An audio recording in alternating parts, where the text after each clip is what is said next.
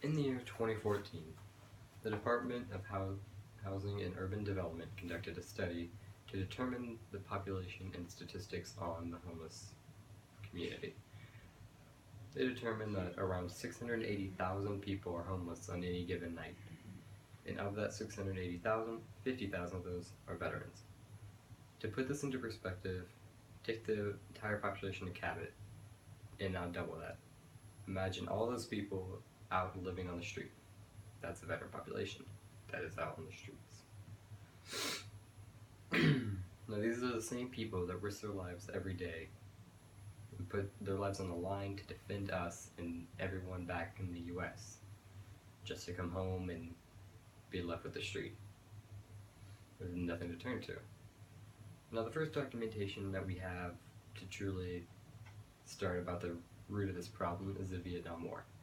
In the Vietnam War, many veterans, like most of the wars, come back home with nothing to turn to and are left with the streets, and because they don't have anyone that they can go to help them. We started the Vietnam War because this is the first war that we were able to accurately document and identify all the people that came back and didn't have a home.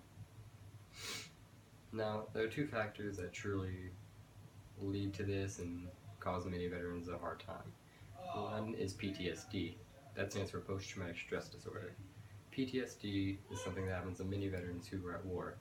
When a traumatic event happens, it messes with their brain, and a lot of times it can lead to them having outbreaks of violence, and many jobs and workplaces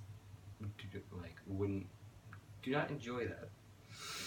They equate that to mental stability or the lack thereof, and make it hard for veterans to get a job, and if they are, to keep that job. Another factor that we have that contributes to this is substance abuse. Many veterans, when they return home, turn to alcohol or even drugs to cope with either, say, the war or just their life in general when they get back. Now, you might be asking, veterans are 50% more likely to become homeless than the average person due to lack of support, poverty, and in general just terrible conditions that they're confronted with when they return home. Now, you might be asking, if this is such a large problem, then why are there nothing helping them or no one helping them? And we have support groups, but many of them are unable to reach out to all the veterans that there are, because one, the veterans are just completely spread out and it's hard to find each and every one, and two, one, veterans are hard to find, and two, they're all spread out across the nation. It's very difficult to locate these veterans. Now, the largest support group we have for this is the VA. The VA stands for Veteran Affairs. The VA has helped around 20% of the total homeless veteran population. Sadly, they're unable to reach all the veterans. That's for the same reasons as the other support groups, because it's hard to find them all and they're just too spread out. Now, the VA has outreach programs that when they do find said veterans that are living on the streets, they're able to, one, connect them with housing groups that are able to help them find a house, B, two, get them the health care that they need so that they can deal with some of those problems, and three, they're able to get them to community employment groups that are able to help them find an occupation and a job. Now, if you or anyone you know knows a veteran that's living on the street and needs support, or just a veteran in general that needs support, visit your local VA office or call the number 1-877-4AID-VET. Again, it's 1-877-4AID-VET. Now, what I decided to do was I decided to reach out and spread some awareness about this problem.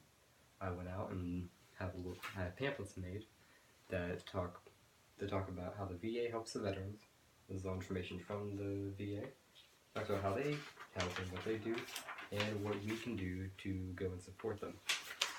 I had a ton of these packets made, and I went out and gave it to, went to my church, passed them out there, left it on the counters for people to take if they needed it, just to spread awareness to their loved ones and people they know. I even gave some to my parents so they could take to their workplace, and post it on either like their bulletin board they have there, or even have it like in the waiting room there. And then to do even better, to spread even just a little bit more, I went to social media, posted some things so that would get around too. That is how I decided to help to spread awareness so that people are more aware of this coming issue. Thank you.